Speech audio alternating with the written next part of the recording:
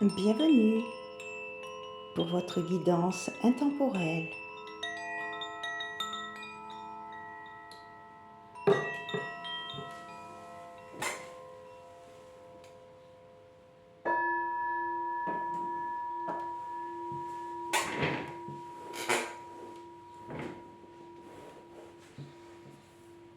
Alors, nous allons effectuer cette guidance intemporelle,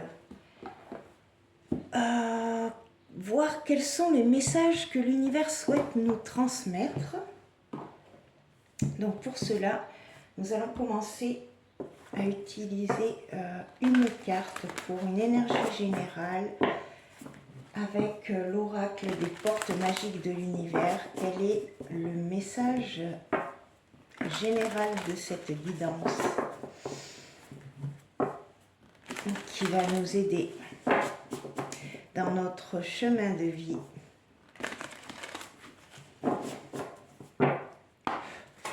pour évoluer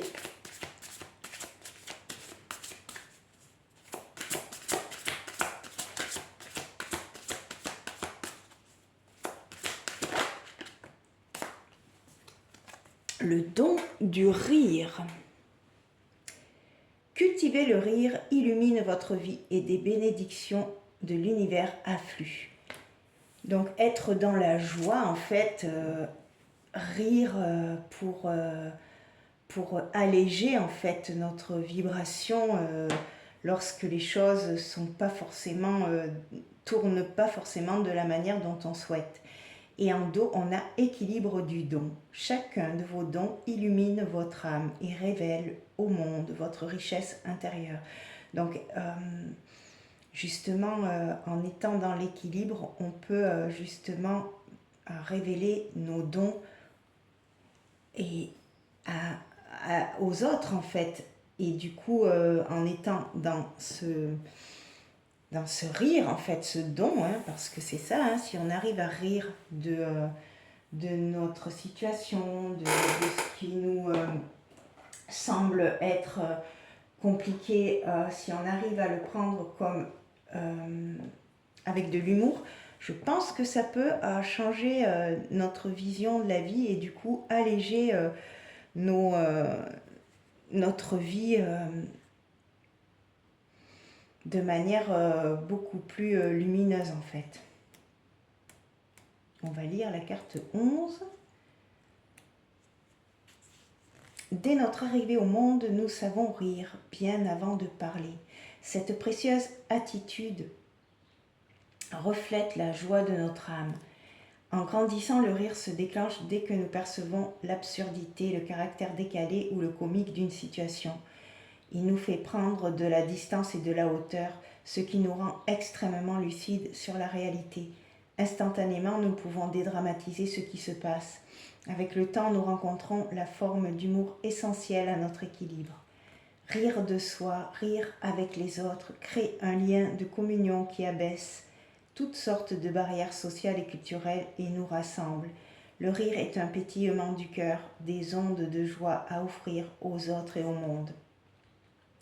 Vous avez un merveilleux don, celui de rire. Cette carte vous rappelle combien l'humour a la vertu de tout transformer. Peut-être êtes-vous pris par une vie un peu trop sérieuse en charge de responsabilités familiales ou professionnelles et vous oubliez de rire. Au fond, vous aspirez à la détente, à la simplicité, à la légèreté d'une vie facile. Alors, retrouvez votre sens de l'humour, votre gaieté et osez plaisanter. Vous vivrez ainsi plus de joie pour accueillir toutes les situations du quotidien. Vous verrez une multitude de bénédictions de l'univers se produire. Donc le rire allège notre vie, rassemble, permet de prendre de la hauteur, d'être dans le lâcher-prise. Donc c'est le conseil en fait et l'énergie générale qu'on nous conseille d'avoir, l'attitude d'être dans cette joie, dans cette communion pour voilà, amener de la gaieté dans le monde en fait. Alors, on va demander à l'oracle, la sagesse de l'oracle, 6 cartes pour compléter la guidance et le message. Donc la première, c'est lait et miel. Donc oui, voilà, être vraiment baigné dans une douceur, dans une tendresse, dans une détente. Se sentir comblé.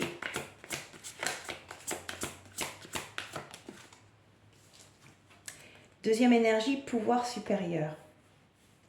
Et oui, être dans son moi supérieur en fait. C'est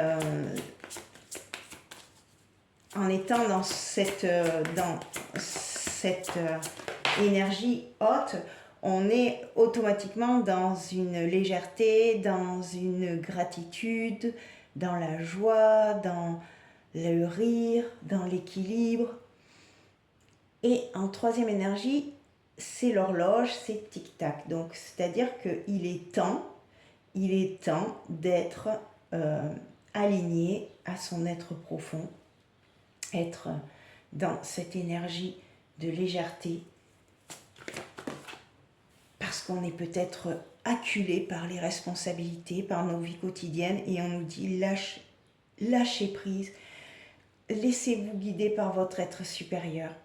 Vous voyez, le défi, c'est un vent de changement. Il faut changer notre attitude parce que, en fait, ça nous dessert d'être trop dans le sérieux, trop dans les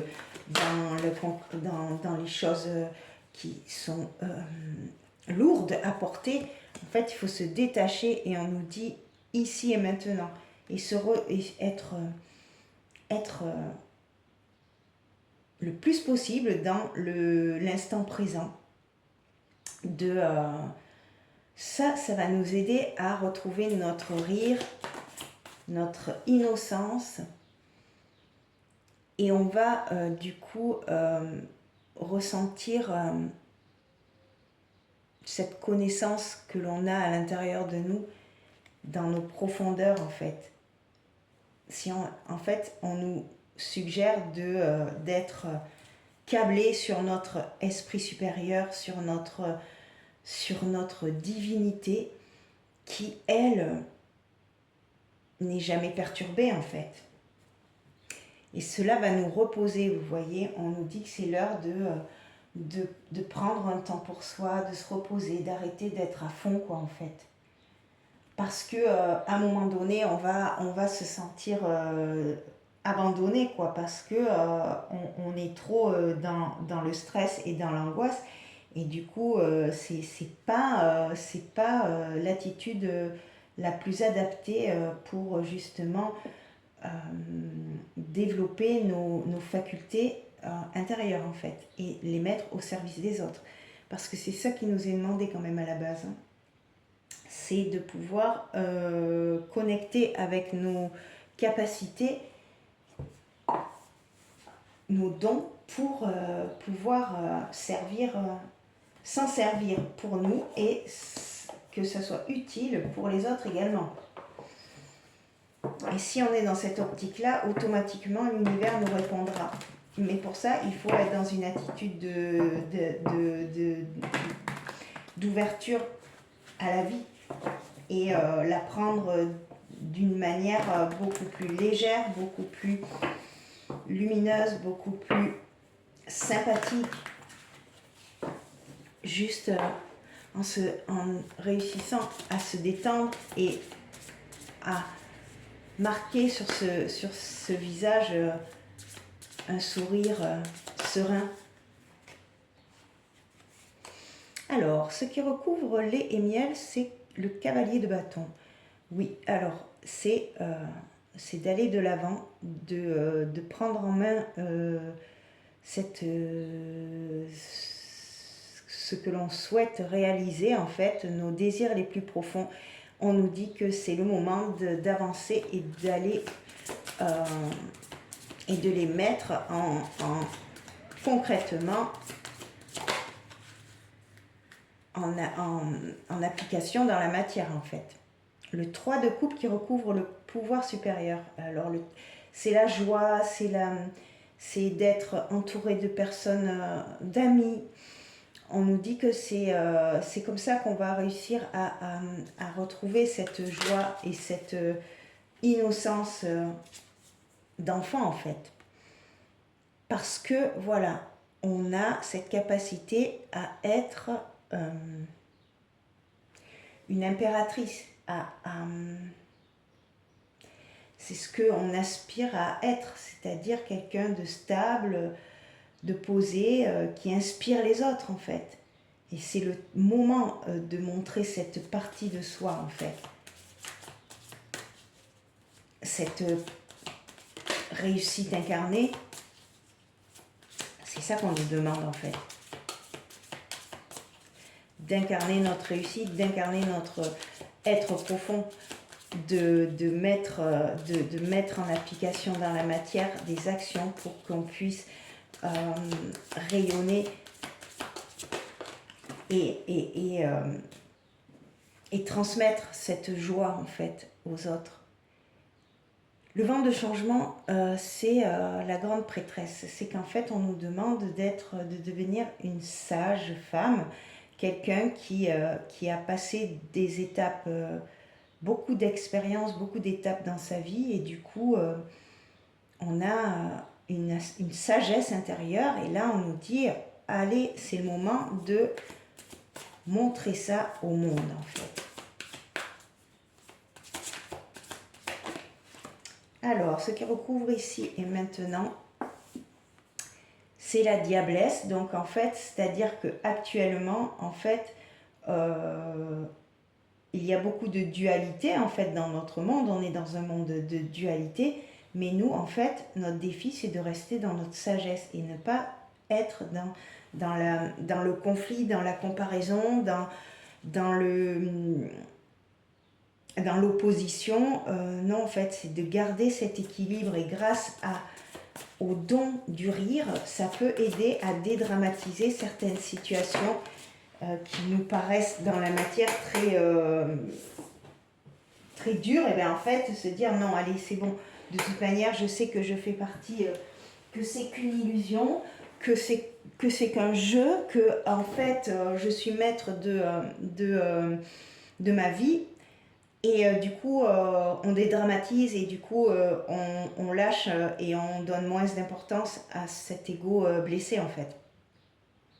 Du coup, en résultat, on a le 2 de coupe qui recouvre la connaissance profonde. Donc, vous voyez, c'est vraiment être en lien, en équilibre avec le masculin et le féminin sacré à l'intérieur de nous. En fait, le lier, et du coup, être totalement un être aligné, en fait. Et vous voyez, il y a la tempérance en dos, donc c'est vraiment la sérénité, la patience, le chemin parcouru, et du coup on arrive à équilibrer, en fait, nos deux parties. La partie masculine et féminine à l'intérieur de nous, et du coup il nous a fallu de la patience, mais ça nous a aidé à développer notre ange intérieur, en fait. Et là on nous dit voilà, de passer à l'action et d'être dans l'ancrage dans la matière, c'est-à-dire on souhaite réellement maintenant que ça se voie dans votre quotidien, en fait. Le travail intérieur que vous avez effectué, il faut le mettre en application dans votre quotidien pour rayonner et pour apporter quelque chose d'autre aux personnes qui vous entourent, au monde qui vit à 100 à l'heure, qui vit dans l'ego, qui vit dans la dualité. En fait, réussir à trouver cette force qui peut être un atout, en fait, pour justement libérer la parole, libérer les traumatismes, les blessures.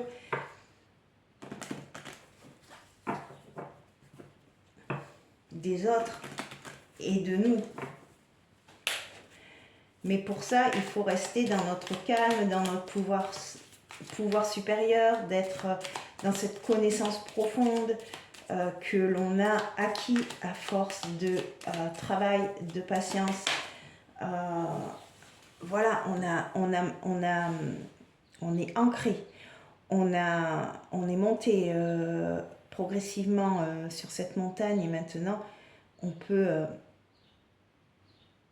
faire face à toute difficulté en fait, parce qu'on a cette force intérieure qui est bien ancrée en nous.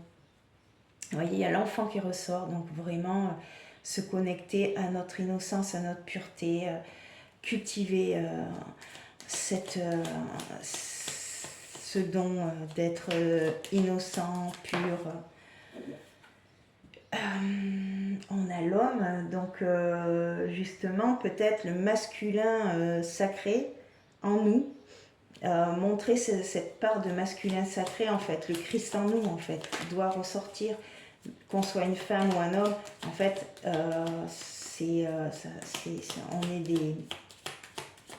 on nous demande d'être des pionniers en fait et de montrer le chemin, d'être un berger qui guide les autres en fait. La transition, ben oui, on est dans une période de transition où c'est pas encore évident de faire ça, mais voilà, on est prêt quoi en fait. Là, le message c'est vous êtes prêts du coup à rayonner, à montrer le chemin, à être des bergers. Et vous voyez, il y a la lettre et les oiseaux, c'est-à-dire communiquer, parler, recevez et transmettez les messages. Et en dos, on a la cigogne, c'est encore les oiseaux, c'est la communication, c'est la transformation, c'est un nouveau départ, quelque chose de beau et quelque chose d'aligné avec le cœur, vous voyez. Et il y a l'étoile derrière. Le cœur et l'étoile, c'est vraiment très beau. Alors, on va terminer cette guidance avec une carte conclusion, avec la sagesse des royaumes cachés. Alors, quelle est la carte conclusion que nous avons besoin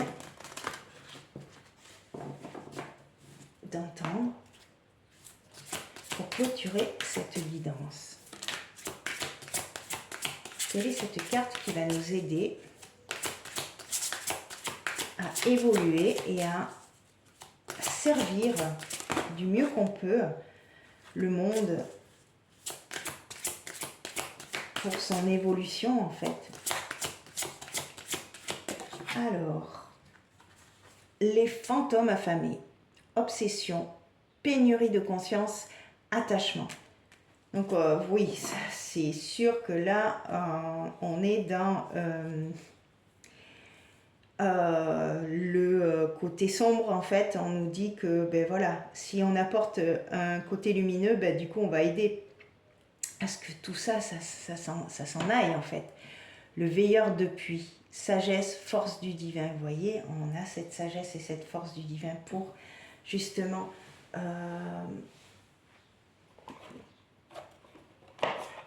faire disparaître ces fantômes affamés en fait.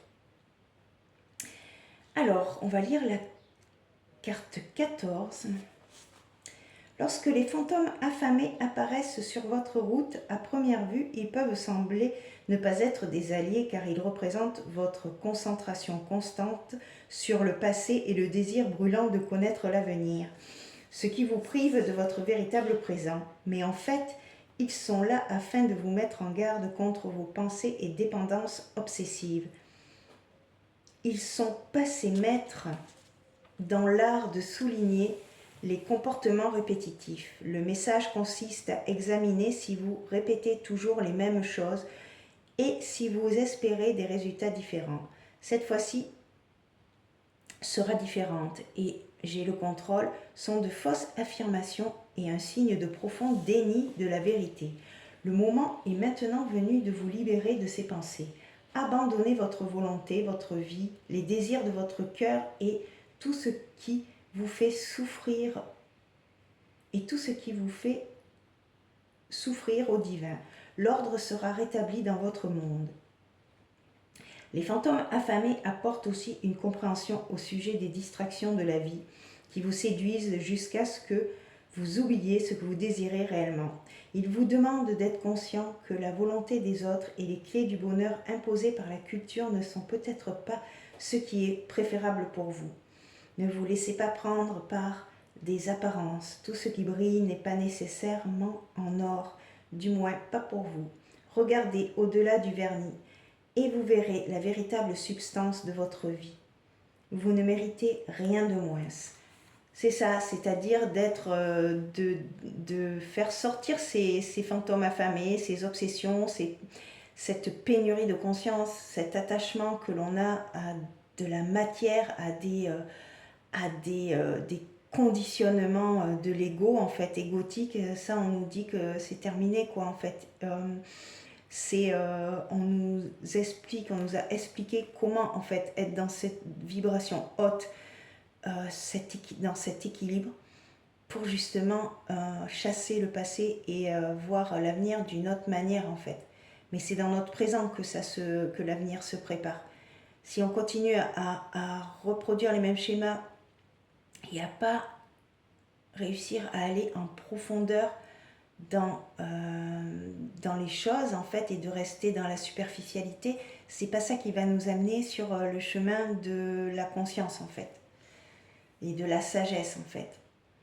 Et ça, c'est ce qu'on nous demande, en fait. On nous demande d'être des veilleurs de notre intériorité, de notre sagesse, de notre divinité à l'intérieur de nous, et de ne pas être dans la superficialité, parce que c'est si facile de retomber dans les vieux schémas. Mais c'est ce qu'on nous dit, non, maintenant on est capable maintenant de discerner et de se reposer au creux de cet équilibre et d'apporter une lumière différente dans le monde et dans notre vie et dans notre quotidien et par rapport à nos proches aussi, on peut les aider grâce à cette vibration, en fait, que l'on dégage. Mais pour ça, il faut la stabiliser et l'ancrer. Et ça, c'est ce qu'on nous demande maintenant de faire, en fait. Voilà, j'en ai terminé pour cette guidance. Je vous remercie pour votre écoute et je vous dis à bientôt pour une prochaine vidéo.